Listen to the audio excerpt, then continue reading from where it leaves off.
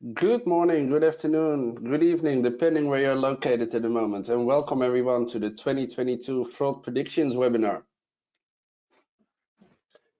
My name is Michael van Gestel, Global Head of Fraud here at Onfido, and together with my two colleagues, we will go into the fraud predictions for 2022 today.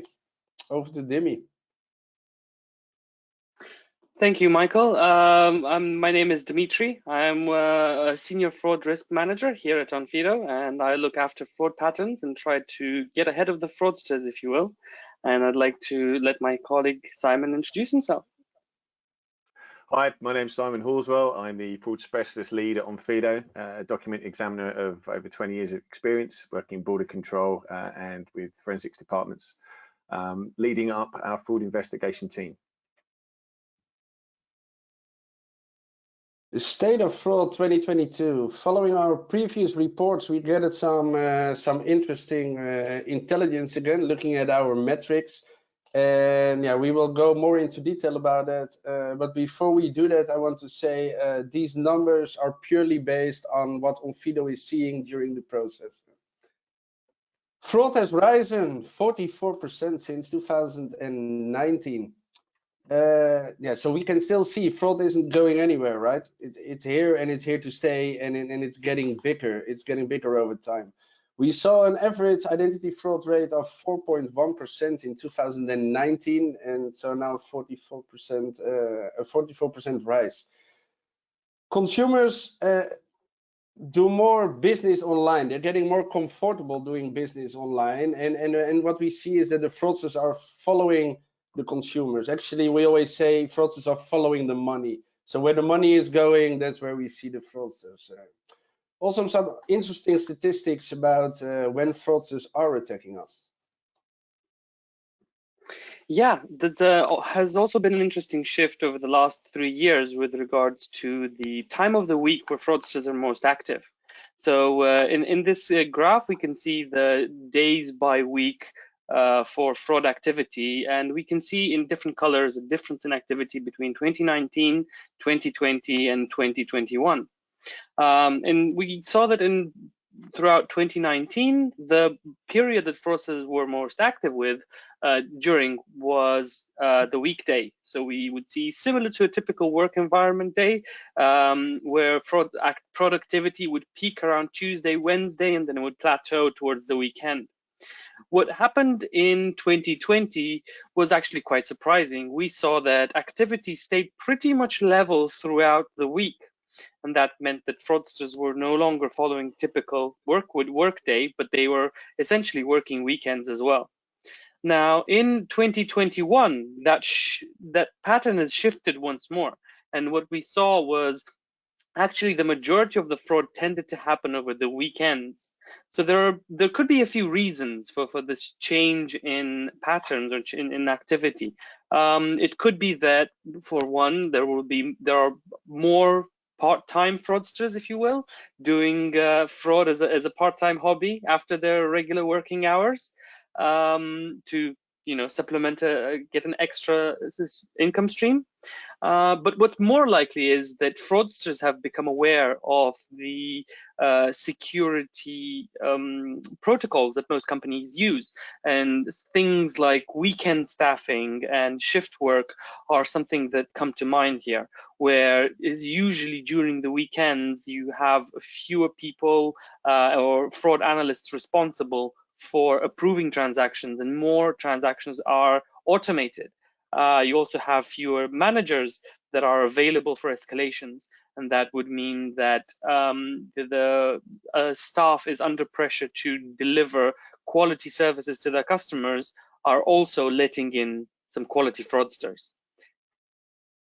Now, in the next slide, I'm going to let our colleague Simon tell us about the pattern, another fraud pattern that we've seen. Thank you, Dimi. So one of the things that we noticed when we conducted our annual fraud report, it is a fraud report we put together every year on the state of things as we understand it on Onfido. One of the things that we noticed was that from previous years, potentially driven by lockdown and as Michael and Dimi have alluded to, this massive increase in fraud and the people that is brought to this arena, we noticed that there was a switch. Whereas before, the leading documents on our fraud top 10, if you like, consisted of ID cards mainly and driving licenses, there's been a noticeable trend where we're seeing more and more passports that feature in there. There are still some identity cards that crop up in there. You can see a work permit, a residence permit in there as well, but most of this list now is dominated by passports.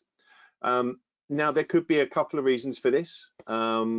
One, it could be that our fraudsters are looking to maximize their investment and looking for the most efficient way to make the greatest amount of money. Simply put, if you're creating a counterfeit identity card or a driving license, that's generally going to mean that you have to create two-sided documents or two separate items that you can use as the two sides of the document. So if you are committing fraud and you're investing time and resources into making these counterfeit documents, you're actually doing twice as much work for the same amount of income. So this could be one reason why we're seeing people simply switch to passports, because you only have to create in most cases, the biodata page or the biodata page and the overleaf page, which could just be one sheet of paper. So it's one print, one item, one photograph. So less effort means better returns. Alternatively, another theory that we're working with is potentially it could be psychological. So traditionally, passports have always had a better reputation, let's say, than national identity cards or driving licenses or any of the other internal documents that we might use as forms of ID. They're seen as kind of like the top tier in identity documents. They're given more prestige, if you like. They're considered less of a risk. Now, this is partly because of the international standards that are generally attributed to all of these documents in a fairly uniform way. So there's a minimum bar that you have to have hit to qualify as an ICAO compliant document. And also at the same time, the issuing procedures tend to be a lot more stringent as well. So that kind of builds in this idea that the passport is, if you like, superior and harder to defraud. Now, in a remote setting, as Dimi, Michael, and myself have talked about in various different episodes and different outings during our talks, when you move stuff into a remote environment, that takes away some of these valuable security features that we would traditionally look at in a physical environment. So while the psychological impression is still there that these are better or superior documents, that isn't necessarily the case in a remote setting, certainly not for the fraudster. So we're seeing that they are submitting a lot more of these passports as opposed to identity cards, and it could well be because they're trying to capitalize on this this idea of it being a superior document. If I could have the next slide, I'm sure. please. I'm sure you can remember from your times at working in law enforcement, Simon, that when you'd had a passport, you can also flip through it. So you can look at the design of all the different pages, and you can look for other indicators such as stamps. And that's something that plays to the fact, that psychological factor that you're talking about. When you're thinking like a border guard, like a law enforcement agent, a passport is definitely something more robust compared to an identity card or a driving license. But as you mentioned, when you move to the 2D environment and you only have one image of it, that advantage quickly vanishes. Yeah, exactly. I mean, construction has always been a big part of the physical examination. It's a massive tell from the way in.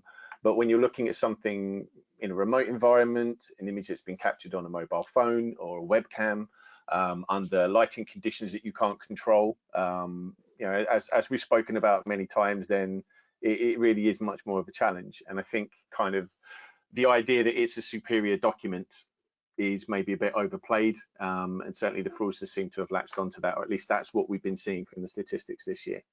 But yeah, it's an interesting one, I think. But that leads me on to the next slide as well, if you wouldn't mind. So what we've also seen is that the quality has improved as well. So during the lockdown period, we had an awful lot of documents, or a greater proportion, I should say, of documents that we would have classed as easy. As you can see from the details we got here, it certainly accounted for a much larger percentage. Now, this could be partly because of the massive influx and the fact that we had lots of people who were new to the scene, new to that arena, who decided that they were just going to try their luck, and they've obviously been thwarted, and maybe they've improved. Maybe it's because organised crime has got involved. It could be that organised crime has actually noted that this is a particularly good way to make money, and rather than creating physical documents that have to be seen by border guard or maybe seen by members of staff in person in a bank or something like that to open an account, they can get away with a lower standard, as it were. So your organised crime were traditionally producing documents that were of a much higher quality. So what we would consider in our very simple 3-tier terminology, we would consider hard documents because of who they were aimed at. Now in the remote environment, they don't have to put as much effort and time and resources in, and they can produce something that's much more what we would class as medium. So for those of you who aren't aware of the definitions, we've got them written up here, but an easy document would be something that most people with no training would be able to pick up by comparing it to a genuine example. Medium would be something where you would need some basic training to understand the areas to zone in on, and still using that reference material. And then hard would be something that would require someone with very specific training of a higher level to pick out the more subtle elements. So we've definitely seen a marked change. The amount of easy fraud has gone down, and comparatively the amount of medium fraud has gone up. So it's definitely a big upturn in the sophistication level. Still, you can see the amount of hard is pretty constant. And again, this just has to be down to the return of investment that's involved. You have to put a lot of time and effort into creating something that is going to be quite difficult and very hard to spot. So as a result, that hard level fraud is staying pretty constant at under 1%, but a definite upswing otherwise. I think this one's for you, Michael. Yes. Yeah, interesting fact. Fraudsters have turned their attention to retail, and we launched this fraud report in December. And after the launch of the fraud report, we had some interviews in the media, and immediately they stated, "Is Christmas at risk by fraudsters, by the grow in retail fraud?" As we see in previous years, the financial and the professional services is always the number 2, the number 3. But we saw a spike of 36% in retail. And why are we seeing such a spike in retail? We think, it's not only me, but as a company, we think that the financial and professional services are more familiar with fraud.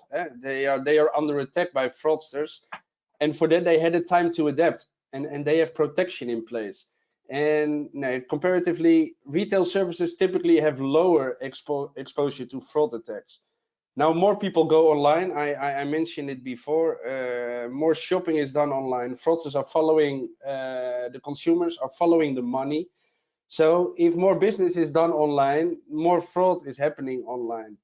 And because the retail service typically have lower exposure to fraud attacks, as a result, they might struggle a little bit more with their processes.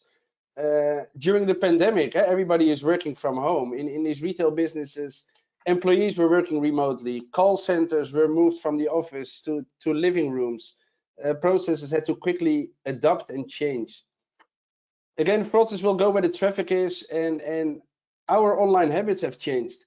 If you look online now, and of course for a couple of years already, we can buy a lot of goods online, but we can buy the most luxury and expensive stuff online, which costs thousands or not hundred thousands of euros or pounds, and we can just spend it online with a simple transaction. Which means if it's so simple to do the transaction online, it's for a fraudster also very tempting to try to attack it and steal the money from there. Fraudsters will always look at the weakness of a system, and they try to attack multiple times or a couple of times. And as soon as the loophole is closed, the weak point is closed, they jump to a next business or next shop or a next company. So always stay on top of it, and we mentioned it so many times before. It's a game of cat and mice, and one day we are one step ahead, one day the fraudsters are one step ahead. But one advice I told the people as well in December: if you see a bargain online that is too good to be true, it's most probably too good to be true. Just want to remember.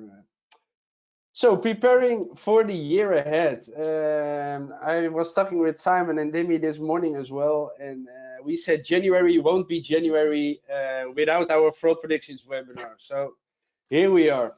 Let's have a look at our predictions. I would say, Simon, over to you with the number one. Thank you very much.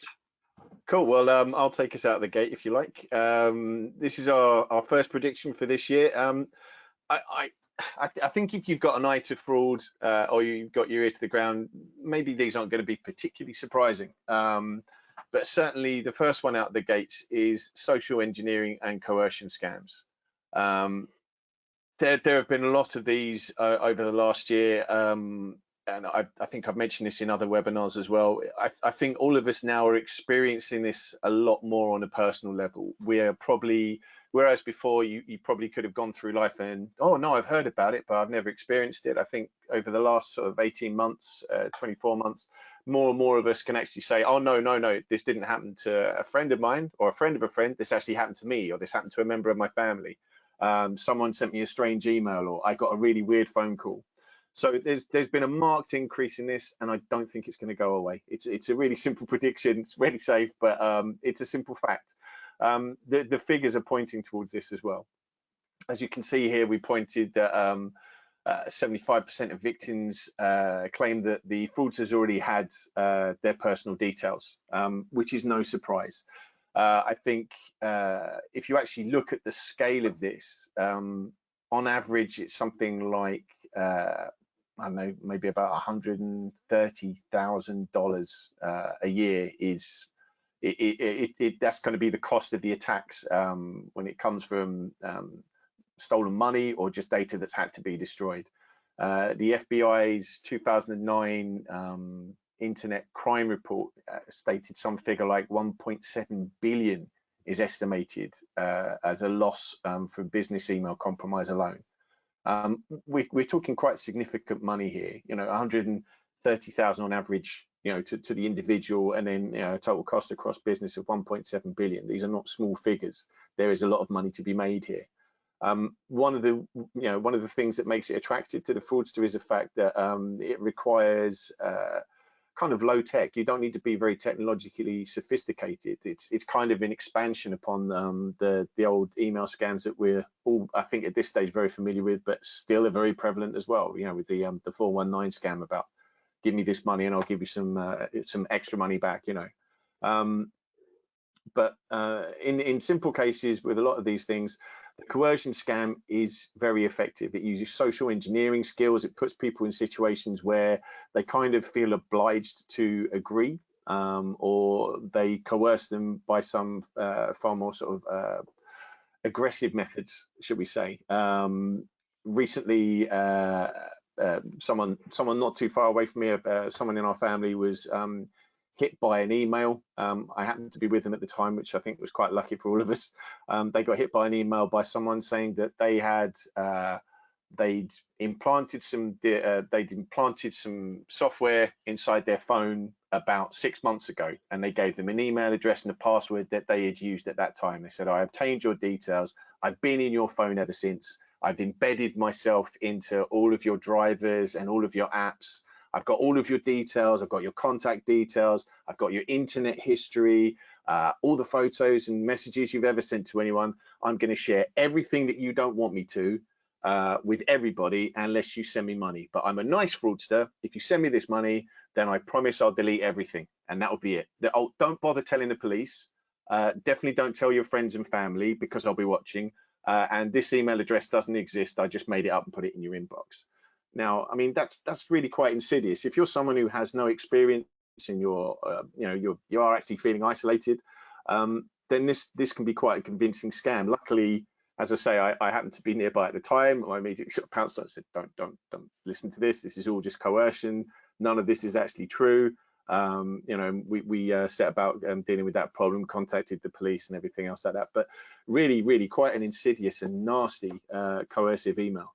But this is just one example. Other things that you'll see that certainly happened, again, someone else close to me managed to, they received a phone call from a number that was the same number as the security number on the back of their bank card.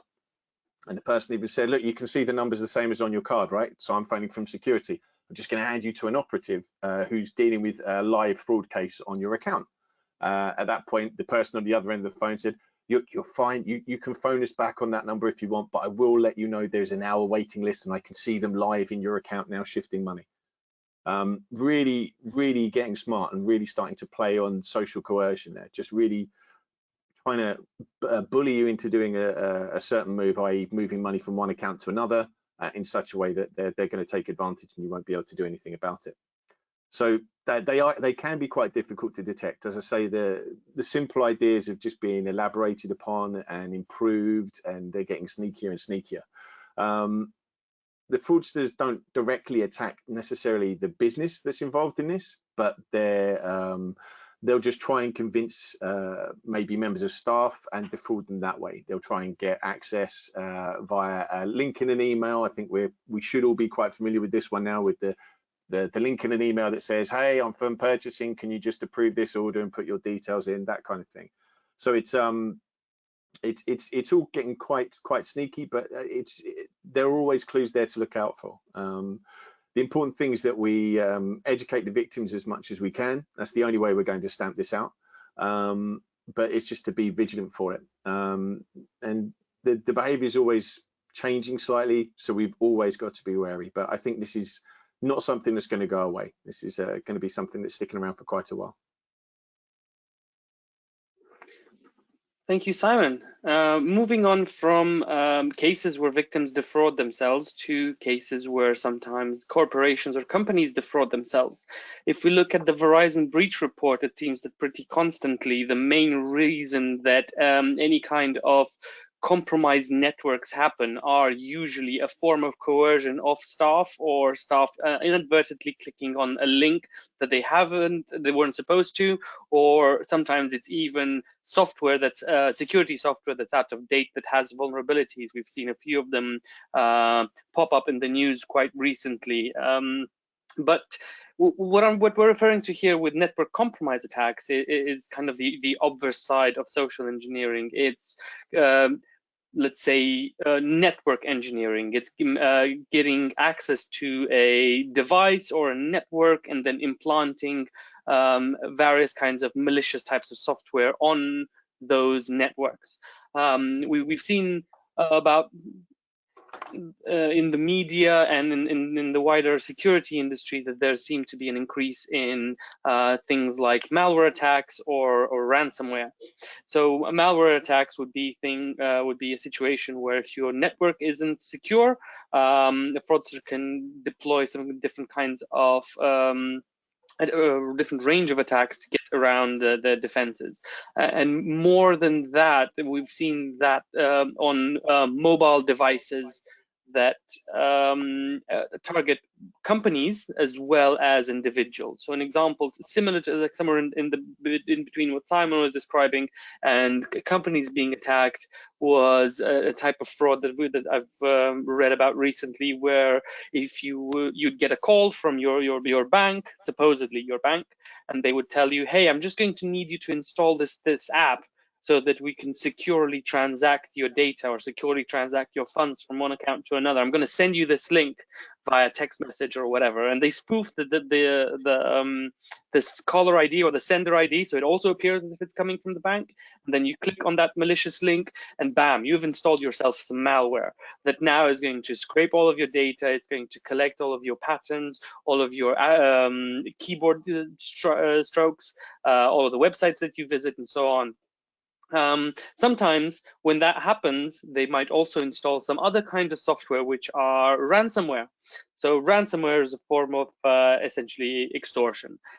This has happened quite a lot in the last couple of years, and the typical modus operandi is that a fraudster would install some kind of software on your device that would encrypt your device, and you will then no longer have access to any of your data.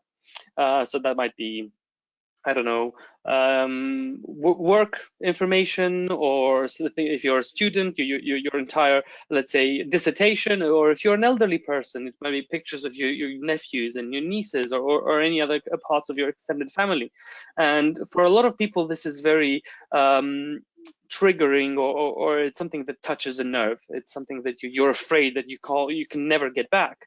So then fraudsters try to coerce the people that are their victims to pay money into a usually a cryptocurrency account somewhere that's untraceable, so that they would then release the data that had been encrypted.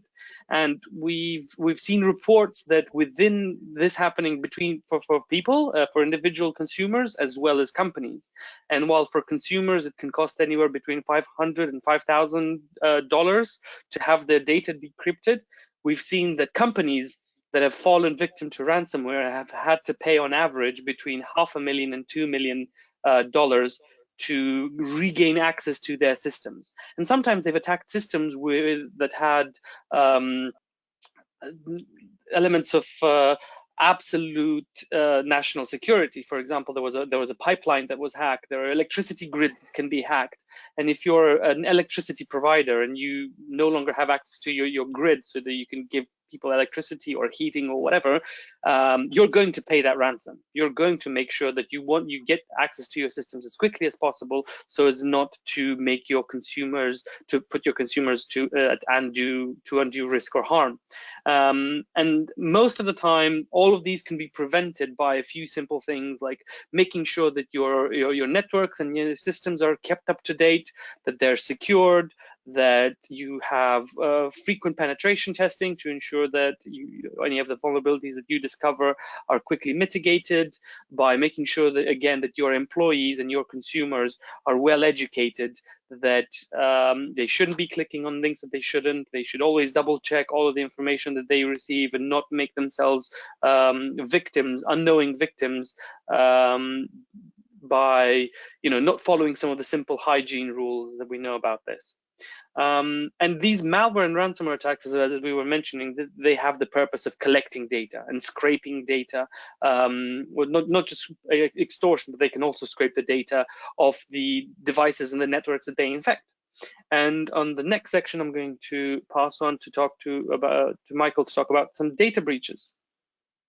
Thanks, Demi. The interesting piece of ransomware and malware and what we see come out of that, the data breaches as well. I always say to a lot of people, also when I talk to my friends, your identity is somewhere online, somewhere. It's stolen sometime, and should you worry about it, be conscious about it. Don't worry too much. But how is it possible that a lot of our data is somewhere online, and that you can buy it somewhere in a data package? The big cause are data breaches. Data breaches can compromise anything from a customer's address to a phone number, an email address, a passport number, a social security number, images of you holding an identity document. That all combined, opens the door for a fraudster, and that's in the second part. We talk more about synthetic identities, but it really starts here with those data breaches. If we look at the data breaches in 2021, they're far surpassed the number we saw in 2020, and we expect this trend to get even bigger in 2022. I think when we look at our webinars from the past 2-3 years, data breaches are in there every year. And when we look at the numbers, it's more than doubled every year. So yeah, should we remove it as a trend? No, because it's still growing. It's still a trend. So it's still there. As you can see here, by mid 2021, the number of the data breaches were already 17% higher throughout the whole out of 2020. This is pretty scary, right? I have some recent data breaches to give you an idea. T-Mobile, 47 million people were attacked. So the data of 47 million people is out there. We have AOL, hits 20 million people. Apple, 12.3 million people. Now, if you add it up, there's quite some interesting data which is flying around on the on the internet somewhere. Data breaches empower further attacks, such as phishing or spear phishing attacks. When we look at phishing emails, it costs the UK businesses around, then I need to look carefully at the number, 6.9 billion pounds. 6.9 billion for UK businesses only. And then I only talk about phishing emails, where fraudsters encourage users to perform a specific action, like give away their credentials, for example. Business email compromise, Simon already mentioned the numbers. I think it was about 1.7 billion. So it's really crazy numbers. And then the number 3, the account takeover fraud. If fraudsters have access to your personal information, they can impersonate you as a genuine person, open an account, buy stuff online. There we look again at the retail fraud. So it's starting with those network compromise attacks, with ransomware, with malware, with data breaches. As soon as I have all the information of you, about you, and then we can start creating the synthetic identities.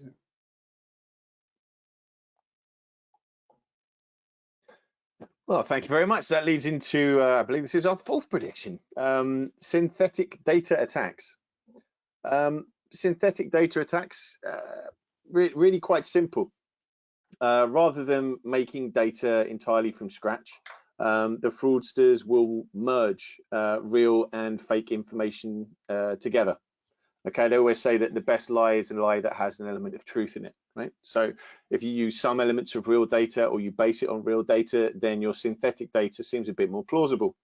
So for example, you could use the real name but the fake identity document, or a different personal ID number or something like that, or vice versa. Or you could base a name that's come up with a fake name that's very similar to the original holder's name, so that maybe the personal number has some of the correct format, something along those lines. It's harder to detect than using completely fake information. What we see most of the time is fake identities. This is a big problem in the US as well. It's particularly prevalent there. However, synthetic data attacks such as deep fakes or voice fraud that we've mentioned down here towards the end, they are potentially ones that we should be paying more attention to in the future. I think we've mentioned deep fakes before. It's something that is going to continue to grow. Fortunately, the technology to prevent it is going to continue with it. And at the moment, it's not at a level I would suggest that is causing a problem to the preventative measures that we've got in place. One that is likely to increase as well.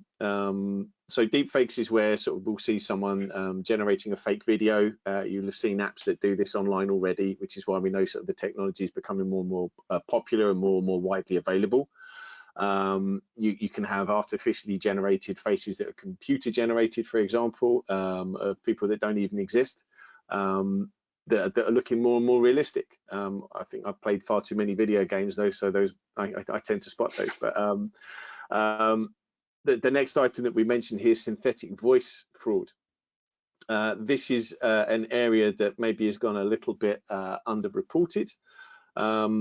But certainly this is somewhere, it's very similar to deepfakes, but as the title would suggest, instead of videos, we're looking more specifically at voice, where you are seeing different vendors and different sectors starting to experiment with using voice recognition and investing a lot of time into that.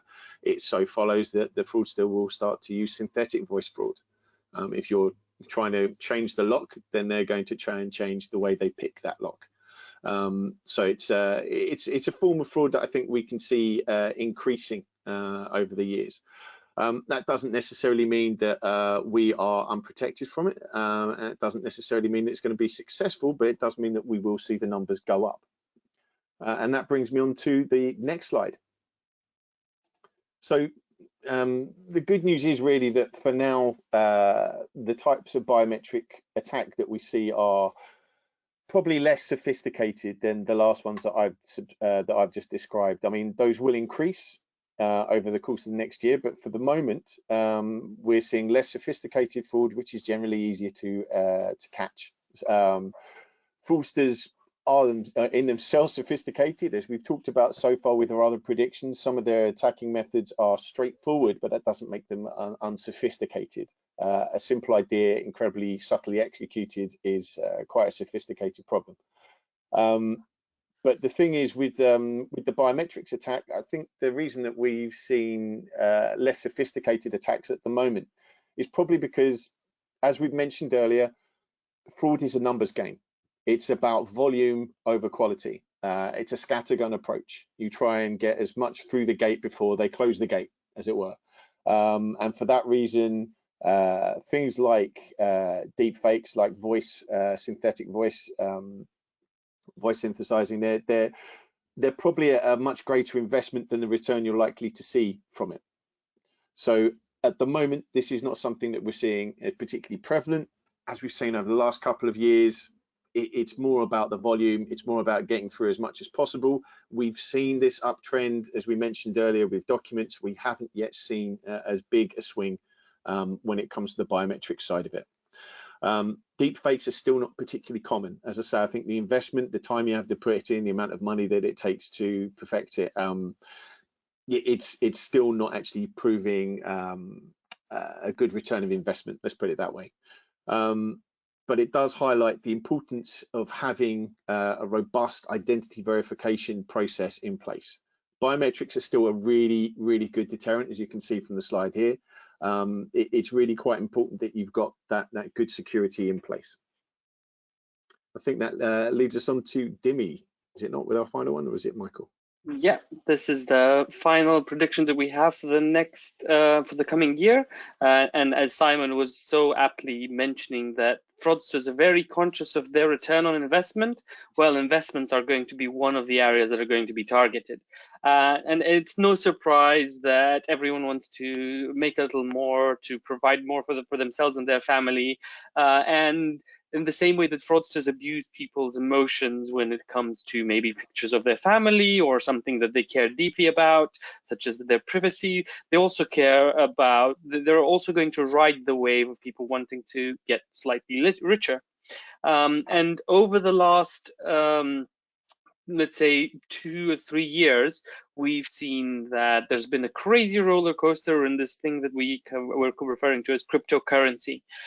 So here in the blue line, we have the number of Google image fraud cases that correspond very closely with the price of Bitcoin. So we have in yellow the price of Bitcoin, in red the overall type of fraud, and in blue the Google image fraud cases.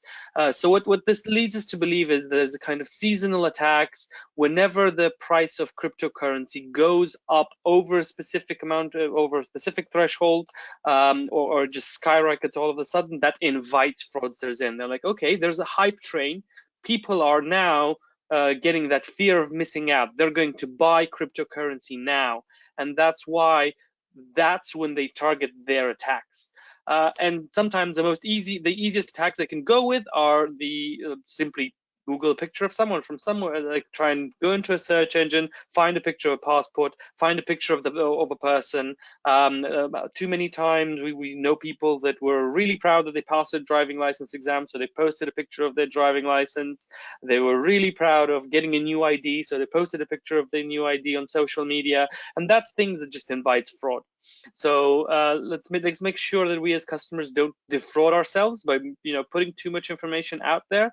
Fraudsters can get in our devices if we're not careful. Why make it easier for them by putting our stuff online?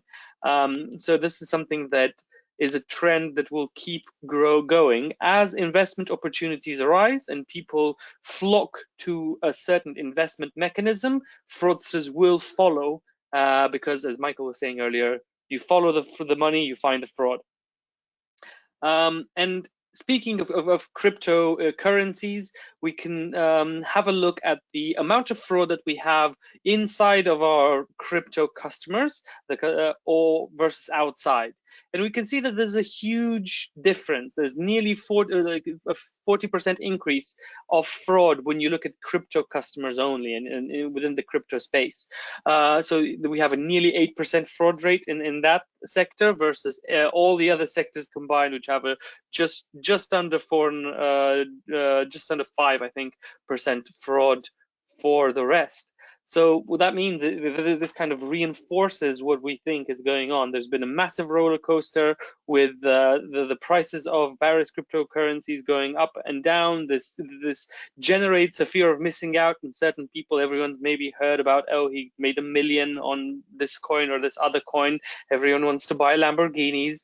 So, you know, when people get on that hype train and they're willing to part with their money for the promise of making gain, that's when fraudsters use that psychology, and they use that fear, which is a very powerful motivator for people and a very great tool for fraudsters to use.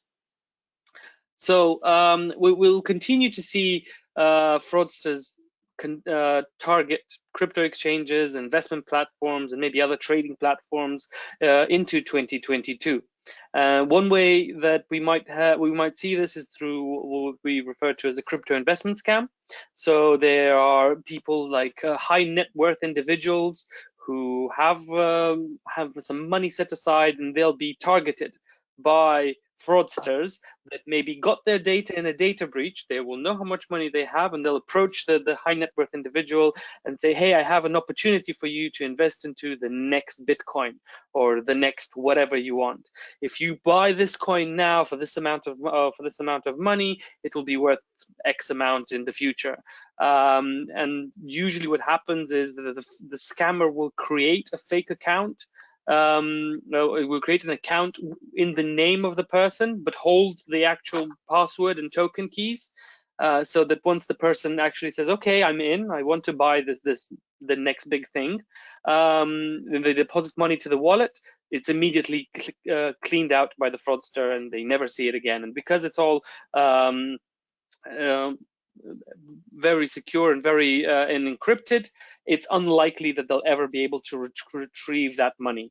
So the idea here is, if, as Michael mentioned earlier, if it's too good to be true with regards to a deal, it's probably not true.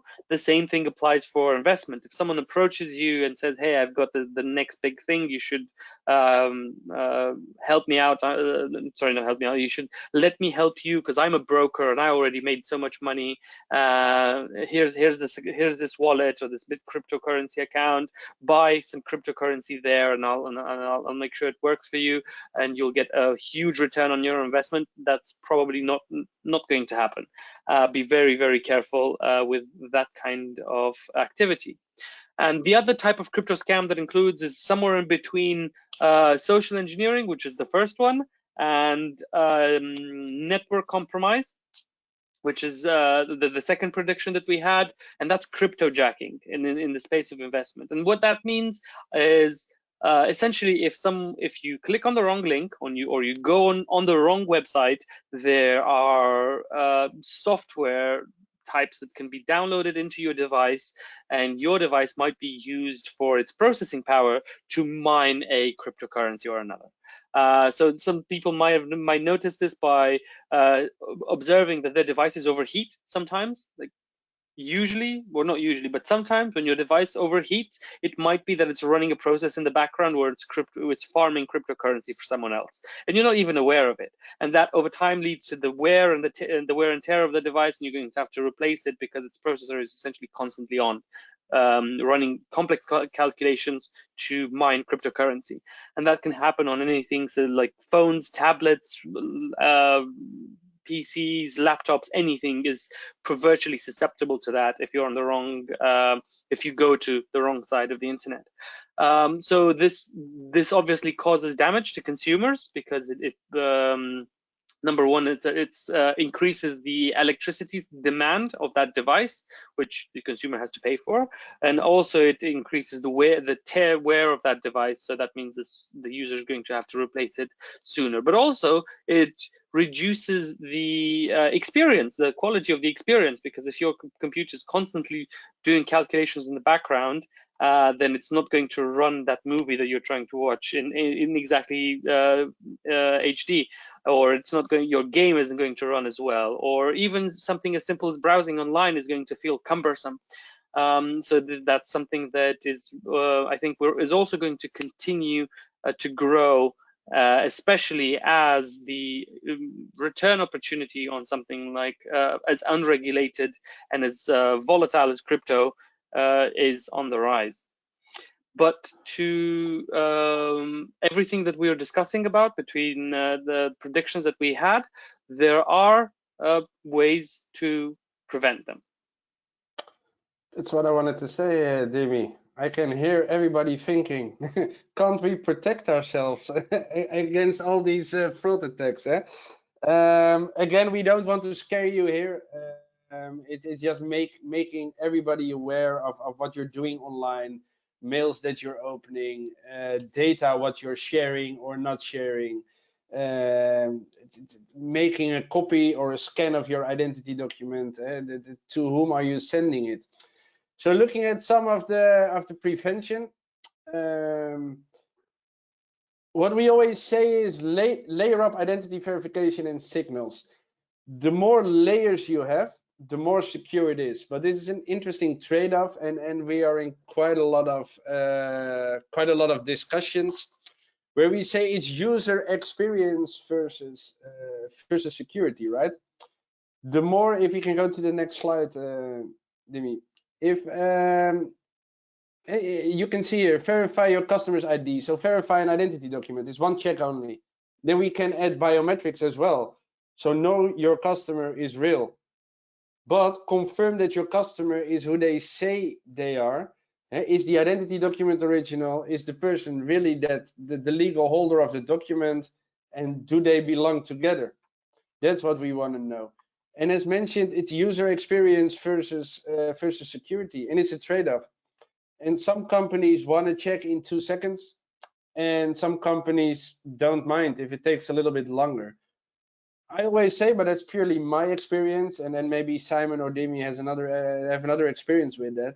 If I sign up on a website somewhere and it's about quite a lot of money, I don't mind that it takes 20 seconds or 30 seconds, because that gives me a feeling that at least somebody is doing something with my information. Instead of getting an answer back in 2 seconds, then I just don't trust what they're doing, right? So it's finding that balance. Maybe you have other examples of that, Simon or Demi? I think What psychologically, you're feeling with that? yeah, no, I think psychologically it's actually been proven that people kind of put more assurance, they have more assurance in a process, a security process that, like you said, seems to take a little bit longer. So much so that I think in certain processes or with certain vendors, what they actually do is they just generate a bit of time. They just leave the wheel spinning for a little bit just to make you feel like they're doing more with it when the actual process doesn't take any longer.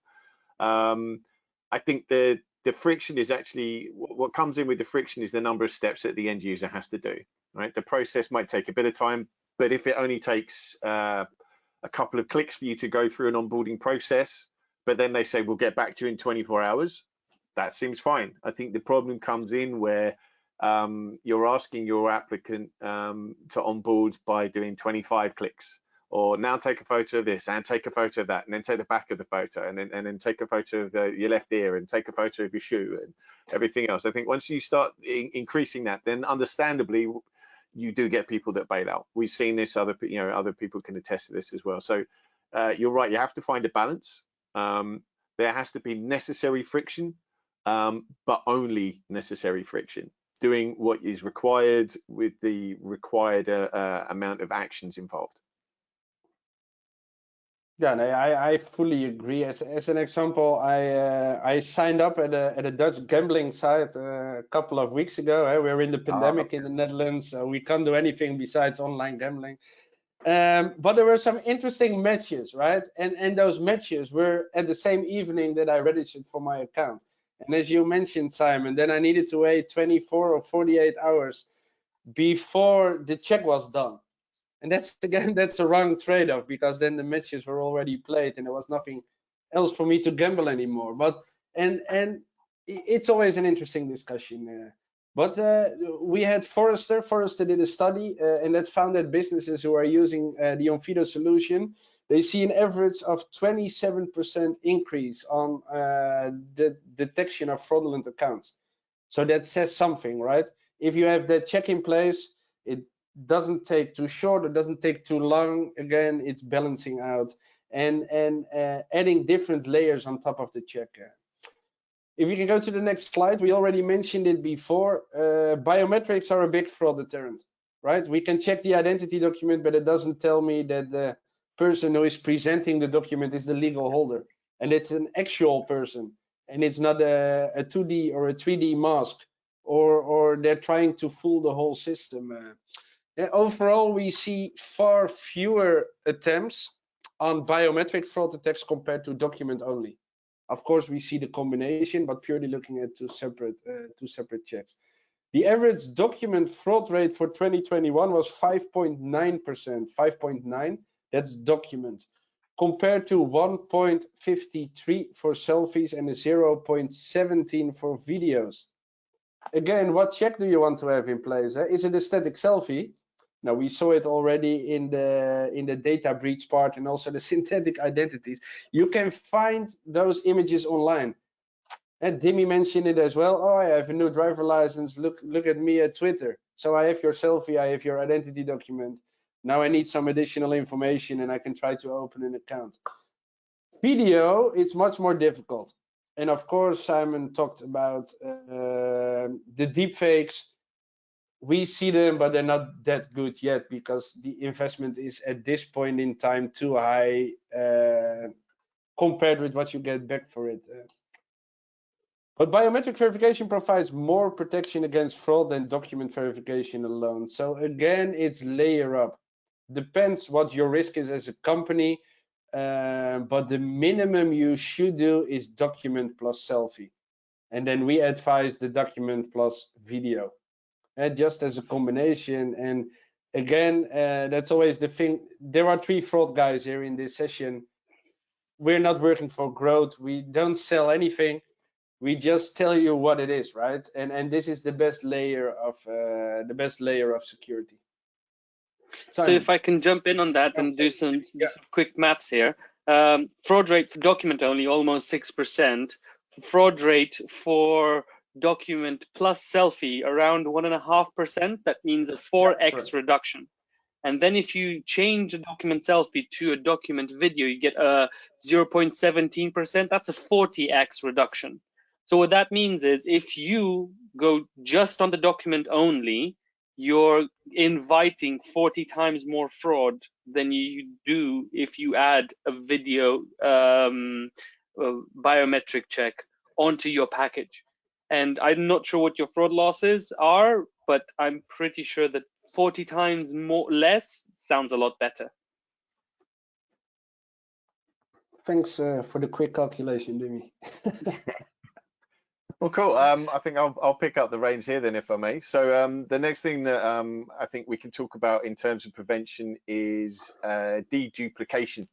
Deduplication technology. Essentially, what we're trying to do is block repeat offenders.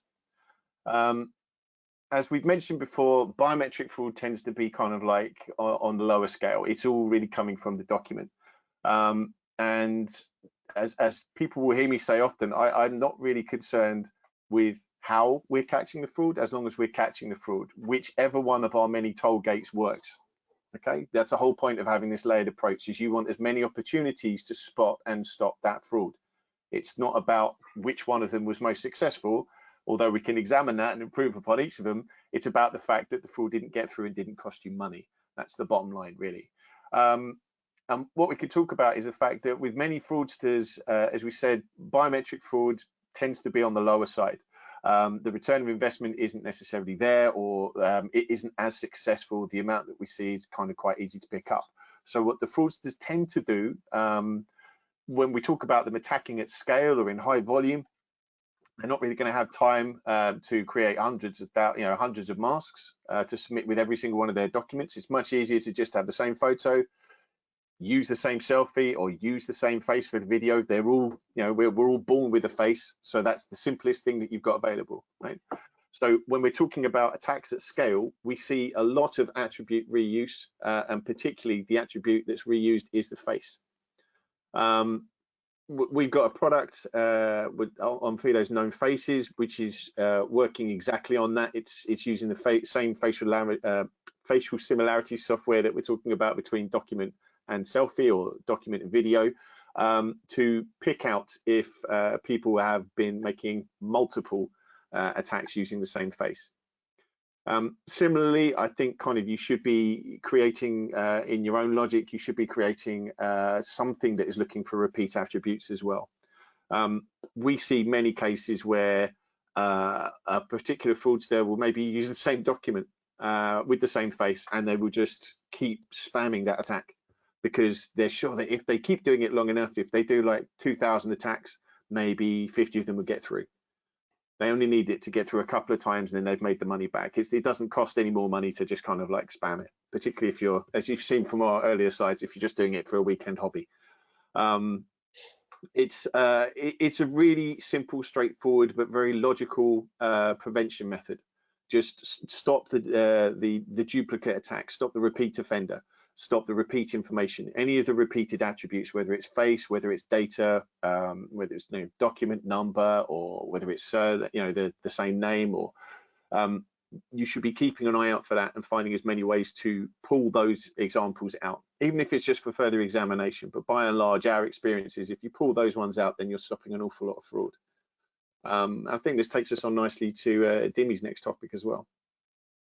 Yeah, thank you, Simon. So the next prevention mechanism that we have to hand is using robust authentication methods across the entire life cycle of the user journey. So that means essentially fraud doesn't stop at registration. Like maybe you can stop some of the fraudsters from registering to your service or to use your business, but that doesn't mean that fraudsters would stop attacking your business. As we've seen earlier, the number of account takeovers is going up, the number of coercion and social engineering attacks is going up. So that means that after you've registered a user and you verified that they're a genuine and bona fide customer, you want to authenticate them every time they perform an authorization or they change permissions. So for example, if you go and change something really sensitive like a phone number that is a recipient of a two-factor authentication code, or an email address that also receives an email confirmation whenever you change your password, you might want to ask that user, because that is a suspicious activity, to also do another step up authentication with something that they own, such as the facial biometrics. And with Onfido's Face Authenticate, powered by FaceTech, we allow our customers to do just that, to employ in these moments of high risk, an additional level of friction that is going to help the user self-serve and perform a higher risk transaction without needing to call in to a call center or have to get in touch with any of the support staff there. And there's some research that suggests that if you enable the customers to self-serve in these moments of high risks that aren't always available to do easily online, you are actually stand to gain quite a lot from as a business. I think there was a report in the US from the FIDO Alliance that said that every phone call to reset or to change a password costs on average $70 to a call center, to the business that has to do it. And that's just one type of activity, but then you add all the other kinds of activities that, like I mentioned earlier, such as changing associated email addresses, changing associated phone numbers, when you're trying to provision or deprovision a device. So say I want to stay authenticated on this one device, on this one app. If I want to change it to this other device, there's no reason I should call and have to give all my social security number and all my personal details to someone to approve it, if I could use my face to prove that that's me and that's my intention. So it's really important to use a robust authentication method throughout the entire life cycle of the user journey, because fraudsters will attack every single high risk moment or every single point of weakness that your business has.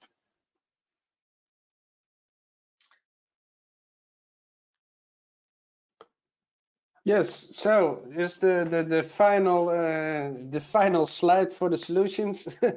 Now it's always we get a lot of times we get the same question. Shall I go for an SDK or for an API solution? We suggest SDK, and why SDK over API? API allows you to upload files.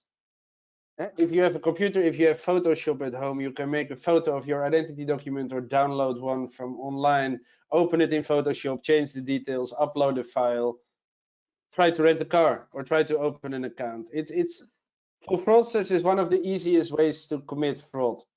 Of course, we have measures in place for both the API and SDK. We catch the fraudulent cases, but you as a business are more at risk when using API instead of SDK, and it's purely because fraudsters are targeting the system what you're using, right? And API is again with file upload easier than an SDK. And we see fewer suspected fraudulent cases via our SDKs.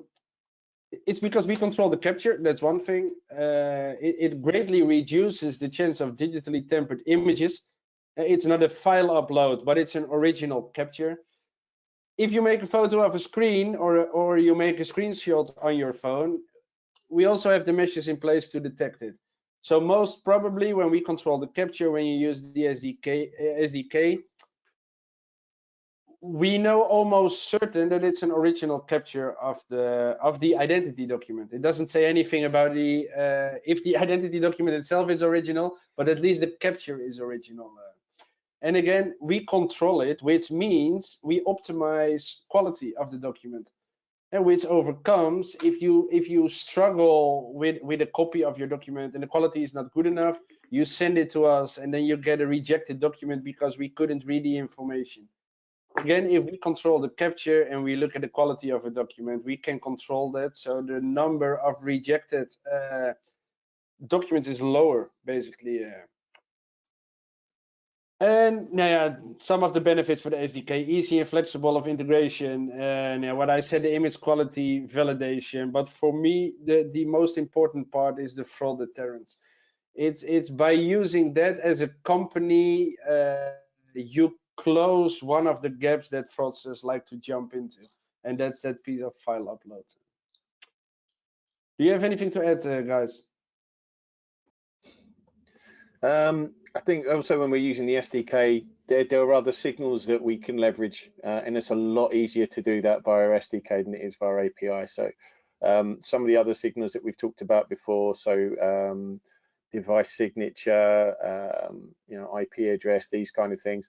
Also, if we're controlling the device for capture, it means that the fraudster isn't able to reduce the image resolution, which is a real problem or can present a real problem when you're trying to do remote document verification.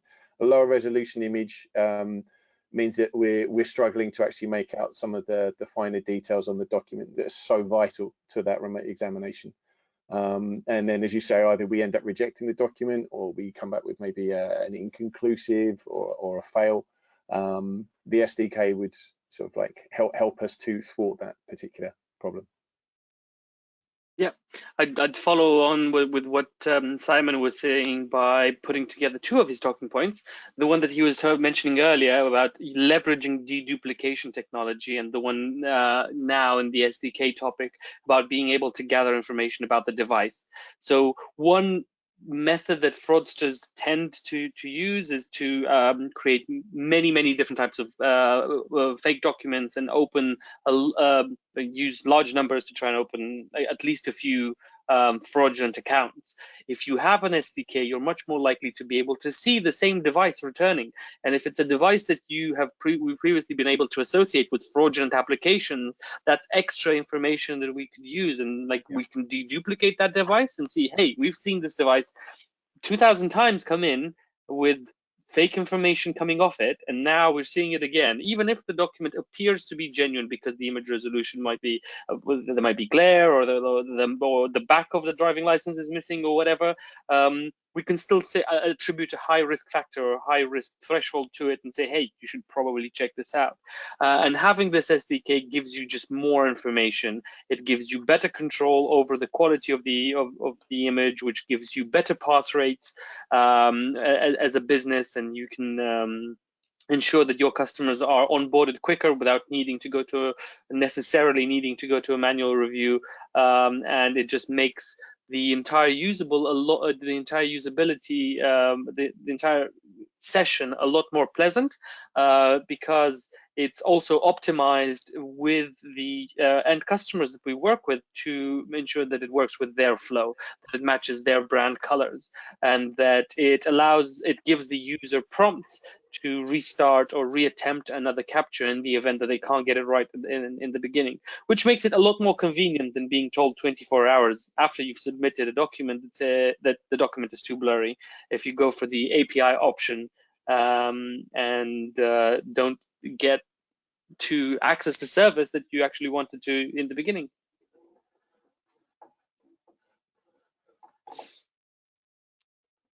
Okay.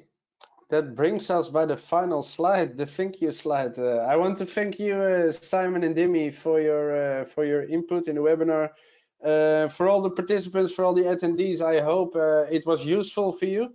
If you have any questions afterwards, please visit onfido.com and get in touch with one of us. Leave your question there, and we will try to answer them. Thanks again. Have a great rest of your day, and see you in our next session. Thanks again. Thank you. Bye for now. Bye.